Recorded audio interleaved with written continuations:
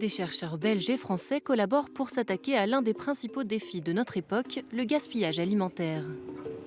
Dans l'Union européenne, près de 90 milliards de kilos de nourriture sont jetés chaque année. La plupart du temps, car les consommateurs ne savent pas s'ils peuvent encore manger les aliments après leur date de péremption. Des chercheurs tentent de développer un capteur micropuce qui pourrait indiquer si la nourriture est bonne ou gâchée sans avoir à ouvrir l'emballage. Nous utilisons des méthodes microbiologiques pour examiner la croissance microbienne dans les produits alimentaires, des méthodes chimiques pour déterminer les concentrations des composés volatiles et une évaluation sensorielle pour obtenir des informations depuis le panel par l'odeur. La technologie utilisée pour développer ce capteur est très innovante.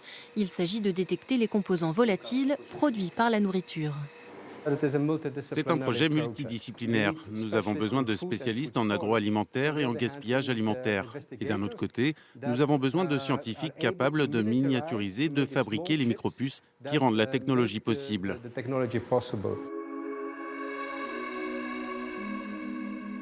D'une durée de 4 ans, le projet TerraFood rassemble des partenaires dans 4 villes de Belgique et du nord de la France.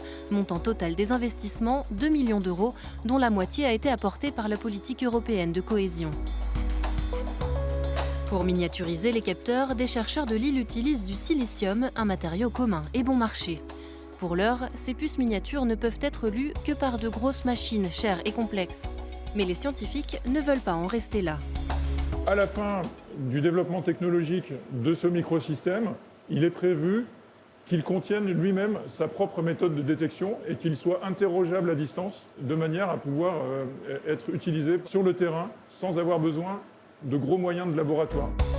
Il faudra encore du temps pour développer un capteur capable d'analyser tout type de nourriture. Mais le coordinateur du projet estime que cette technologie inédite, fondée sur les ondes TH, fonctionne déjà.